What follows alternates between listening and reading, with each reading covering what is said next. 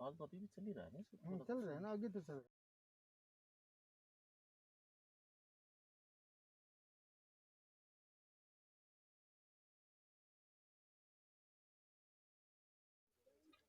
ये temperature fluctuation होता है ना, हाँ, इसकी वजह से रात है। का बिल्कुल डाउन रात हो को जाता बहुत है ज़्यादा डाउन हो जाता और है, दिन में एकदम बढ़ जाता है। ये उसकी वजह से। हाँ,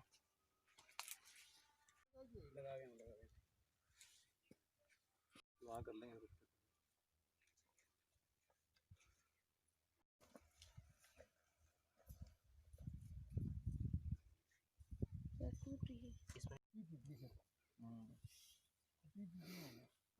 नमस्कार दर्शकों, मैं दयाराम ढिल आप सभी का हार्दिक स्वागत कर रहा हूं। इस समय हम बागवानी मिशन की हम बातचीत कर रहे हैं, तो हमारे साथ जुड़ रहे हैं बरवाली के 7 बरानी क्षेत्र में है, जहां से जनानिया महेंद्र का पानी लगता है। तो आपको बता दें, डॉक्टर प्रमोद जी यादव जो कि सहायक निदेशक हैं उद्यान विभाग हनुमानगढ़ से, और उनके साथ श्री कुलवंत सिंह जी बराड़ जो कि सहायक निदेशक अधिकारी आप रावतसर से हैं। दोनों अधिकारी यहाँ नोहर बादरा क्षेत्र में बगीचों की देखरेख करने के उद्देश्य से, उनको लाभान्वित करने के उद्देश्य से उनसे बातचीत करने के लिए पधारे हैं। क्षेत्र में जितने भी जो बागवानी जिन्होंने लगा रखी है, जैसे कि डॉक्टर भूपजी गोदारा हैं जो कि रिटायर कृषि पर्यवेक्षक हैं, काफ़ी वो दिलचस्पी रखते हैं। उनके खेत में हम यहाँ हैं, तो उनसे बात करेंगे। पहले मैं यादव साहब से बात करूँ। यादव साहब, पहले तो ये बताएं कि सरकार की क्या क्या योजनाएं रहती हैं दरअसल बागवानी पे, जैसा कि किसान है वो लाभान्वित हो सके। बागवानी विभाग की तरफ से नए बगीचों की स्थापना, जी, जिसके अंतर्गत किन्नौ, बेर, अमरूद, संतरा, मौसमी, नींबू, इन पे उद्यान विभाग द्वारा अनुदान दिया जा रहा है। जी, प्रति हेक्टेयर 20,000 रुपये का अनुदान विभाग के द्वारा दिया जा रहा है, जिसमें प्रथम वर्ष से 60% 12,000, द्वितीय वर्ष से 20% 4,000 और तृतीय वर्ष 20% 4,000 रुपये का अनुदान दिया जाता है। सर मान लीजिए जैसे मौसमी प्रकोप हो जाता है कई बार, तो इस हिसाब से क्या क्या योजनाएं सरकार की तरफ से होती है और किसान को क्या करना चाहिए। मौसमी प्रकोप से बचने के लिए तो आप विविधीकरण का प्रयोग करना पड़ता है। जैसे आप एक जैसी फसल नहीं बोए, जैसे आप नींबू वर्गीय बो रहे हो, साथ में आप अमरूद बो, सभी फसलें अगर नींबू वर्गीय लगा ली तो एक जैसी बीमारी आ जाएगी, तो सभी में फैल जाएगी। उससे बचने के लिए आप खजूर भी साथ में बो सकते हो, सब्जियां बो सकते हो, जिससे कर सकी इनकम बनी रहे। अगर एक जैसी बीमारी आ गई सभी में तो फिर उसको इनकम नहीं होगी किसान को। उससे बचने के लिए आप विविधीकरण मतलब बायोडाइवर्सिटी का ध्यान रखना पड़ेगा। जी, अच्छा, अभी आपने निरीक्षण किया है, मान लीजिए बेरी का निरीक्षण किया है, तो बेरी में फल फाल अच्छा लग रहा है, तो इसके प्रति कोई विचार कैसा महसूस किया। नहीं, बेर का प्रोडक्शन गत वर्ष की तुलना में 10-15% कम है, क्योंकि इस बार इसमें बेर में फंगस का अटैक हो गया था। उस समय इसमें इन्होंने दवाई का प्रयोग किया है, तब अच्छा बच रहा है। बाकी तो इस बार ज़्यादा नुकसान भी हुआ है इसमें। अच्छा अच्छा, क्षेत्र के लोग जहाँ यहाँ मान लो पानी की थोड़ी व्यवस्था ठीक ठाक है, मिट्टी भी यहाँ की बागवानी के लायक हैं, घरों में भी लोग बाग पौधे लगाने शुरू कर रहे हैं, तो मोटिवेशन के लिए किसानों को और नया क्या करना चाहिए ताकि उनमें थोड़ा पैदावार भी अच्छी हो सके, उनकी दो पैसे उनको मिल जाए। पानी के हिसाब से अच्छे पानी में तो जैसे नहर का पानी आपके पास उपलब्ध है, तो नींबू वर्गीय फसल यहाँ बहुत अच्छी होती है हनुमानगढ़ जिले में। यदि आपका पानी ट्यूबवेल का है तो उसके लिए आप खजूर की खेती कर सकते हो। खजूर में ट्यूबवेल का पानी भी सफल प्रयोग कर सकते हैं। जी जी, ये सुनने में बहुत सही है। अब हम चलते चलते बराड़ साहब से बात करेंगे। सर, आप रावतसर से हमारे बीच पधारे हैं और यादव सर के साथ आप आए हैं, तो आप किस तरह का फील करते हैं, कितनी रुचि यहाँ किसानों में आपको लग रही है। यहाँ के किसानों में बहुत ही रुचि है। जिस प्रकार का यहाँ का एरिया देख रहे हैं आपने, यहाँ की मिट्टी या पानी की व्यवस्था देख रहे हैं, उस हिसाब से काश्तकार यहाँ का कम पानी के अंदर किस तरह बागवानी की खेती कर रहा है वो अपने सामने दिख रहे हैं इसमें। क्योंकि परंपरागत खेती प्रत्येक किसान कर रहा है, जैसे अपने सरसों है, गेहूं है, जो वो तो प्रत्येक किसान कर रहा है। लेकिन जब अपनी खेती हटके जैसे अपनी बागवानी है, इससे अपने कम पानी से अपने ज़्यादा से ज़्यादा मुनाफा ले सकते हैं, क्योंकि इनकी डिमांड भी ज़्यादा होती है। अच्छा, ये भी सही है सर कि बीच बीच में जैसे मान लो बागवानी भी की जा सकती है, क्या नाम, सब्जी वगैरह बो करके, और बीच बीच में मान लो 2-3 साल के लिए जैसे गेहूं है और अन्य फसलें भी बीच बीच में ली जा सकती हैं, तो किसान नया क्या करे।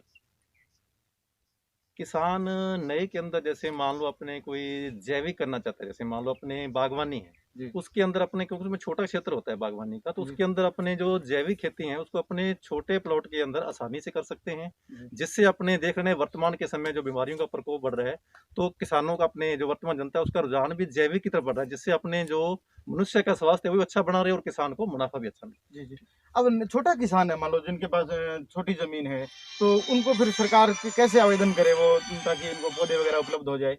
इसमें सभी काश्तकारों के लिए अपने सरकार का प्रावधान है कि अपने सभी आवेदन ऑनलाइन कर सकते हैं। जैसे ही ऑनलाइन के अंदर उसकी पात्रता के अंदर नंबर आता है, तो सीनियरिटी के हिसाब से, चाहे छोटा किसान है चाहे बड़ा किसान है, उसको अपने आसानी से लाभ दे सकते हैं, प्रायोरिटी के हिसाब से। जी, जी। अच्छा, यहाँ जिस तरह से खेती लगी, कैसे लग रही है फिर? कितनी रुचि, आप भूप सिंह जी के बारे में बताएँ, कितनी रुचि उन्होंने दिखाई है? इन्होंने काफ़ी बताई है, हमने भी बताया उन्होंने कि यहाँ से 2003 से पहले यहाँ कुछ नहीं था, यहाँ सब बरानी टीले थे। उसके बाद जैसे नहर का पानी आया है, उसके बाद किसानों ने मेहनत की है, इन्होंने खूब मेहनत की है, अपने घर पे भी देख रहे हैं खूब हरियाली, नए-नए पौधे लगा रखे हैं इन्होंने। तो खेत के अंदर अपने को ऐसा नहीं लग रहा कि अपने 9 और 12 के अंदर हैं। जी, जी। बहुत अच्छी बागवानी कर रखी है इन्होंने। जी। डिग्गी बनाई है। अच्छा, एक हाँ। पानी की व्यवस्था की जो डिग्गी भी बना रखी है, तो अब मान लो सपोज़ करो कि पानी कितने दिनों से पानी देना चाहिए फसल को मौके पे? इस मौके में लमसम 5 से 7 दिन के बाद अपने ड्रिप के द्वारा मौसम के अनुसार, जैसे अपने सर्दियों के अंदर टाइम पीरियड ज़्यादा हो जाता है, जो गर्मियों का टाइम पीरियड होता है उसमें थोड़ा टाइम पीरियड कम हो जाता है, जिसमें अपने मौसम के अनुसार पानी दे सकते हैं। और उसमें अपने जो डिग्गी है या फुहारा है, इससे अपने लगभग 90% पानी की बचत कर सकते हैं। जी, जी। अब हम भूप जी गोदारा से बात करते हैं कि किस तरह से उन्होंने लगन रखी है, कई साल से निरंतर प्रयासरत थे, और उन्होंने जो ये मुकाम, जैसे लाइट की भी व्यवस्था इन्होंने है सौर प्लांट के माध्यम से कर ली है। भूप जी, कितनी मेहनत करनी पड़ी और आज किस तरह का अनुभव कर रहे हैं आप? मैंने 2003 में जब से पानी आया ना, जी। तब के बाद में मैंने 2006 में सर्वप्रथम डिग्गी गांव में बनवा ली थी। जी। उसके बाद में जैसे हमारे ज़मीनें भाइयों के नाम थी, बच्चों के नाम थी, उस हिसाब से गवर्नमेंट से हमें अनुदान भी डिग्गियों पे जो मिलता रहा है, उसके हिसाब से अपने खेत में 4-5 डिग्गियाँ बना रखी हैं। और इसमें मैंने अभी रिटायरमेंट के बाद में ये पौधे जो आप किन्नू के देख रहे हैं ना, जी, जी, ये किन्नू। तो मैंने अभी रिटायरमेंट के बाद में 5 बीघा के अंदर किन्नू का प्लांटेशन किया हुआ है। और इससे पहले मैंने 200 पौधे बेर के भी लगा रखे हैं, तो ये कम पानी में चलते हैं। और अभी साहब से जैसे मेरी बात हुई रस्ते में, मैंने साहब से जानकारी ली खजूर के बारे में, तो साहब ने बताया भी ये जैसे आपके खजूर में अनुदान की है ना, वो थोड़ी सरकार का काम है वो ढीला चल रहा है।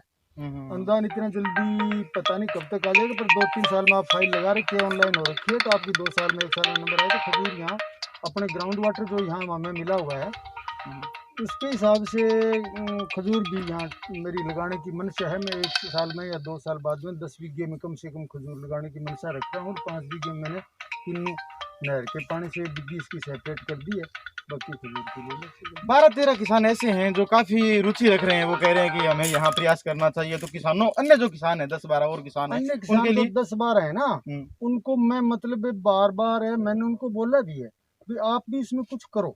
वो भी खजूर के लिए लगभग 10-12 किसान है वो तैयार है, वो मैंने ही तैयार किए हैं। वो अभी यही है, अभी जो सरकार इसमें खजूर का पौधा बड़ा महंगा आता है, 3,500 रुपये का एक इसमें हाथ पड़ता है, तो उसमें सरकार का अनुदान आकर के फिर भी 1,000 रुपये का पौधा है ना, वो किसान को मिलता है। अगर वो किसान है को अगर सब्सिडी से सरकार की तरफ से पौधे उपलब्ध होते हैं, तो 10-12 किसान लगाने के लिए तैयार है, वो लगा लेंगे।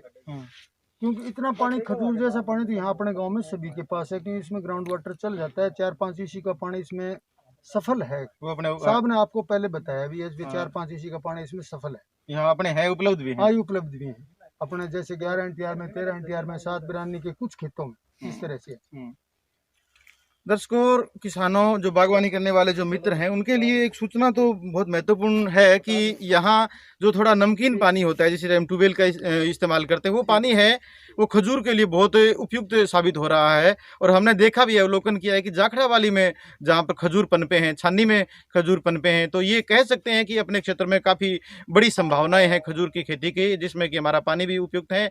अब देखने वाली बात यह है, क्योंकि हमारे जो कृषि अधिकारी हैं उन्होंने कहा भी है कि इस तरह की स्कीम सरकार दे रही हैं, जिससे कि वो किसान है वो अपनी खेती के साथ साथ बागवानी कर सकते हैं। यहाँ ये भी ज़रूरी है कि साथ साथ में जैसे जैविक खेती है, ये भी हो सकती है। हमारी जो खाद है, जिसमें मलमूत्र है, गऊ का है और है, इस तरह से जो गोबर की खाद है उसको संग्रहित करके और उसमें एक अच्छी पोषकता लाने के उद्देश्य से किसान है वो भरसक प्रयास कर सकता है। और इस मुहिम में अगर थोड़ा सा सरकार अगर साथ देती है, तो निश्चित तौर पर किसानों का बड़ा फायदा होने। कह सकते हैं कि अपने क्षेत्र में संभावनाएं हैं, तो उस संभावनाओं को तराशने में हमारा जो विभाग है, उद्यान विभाग, वो कितना हमें हेल्प कर पाएगा, ये आने वाला वक्त बताएगा। लेकिन अगर सहयोग देता है, अगर सामंजस्य बैठता है किसान और उद्यान विभाग का, तो निश्चित तौर पे यहाँ पर एक बड़ी सफलता मिल सकती है। धन्यवाद।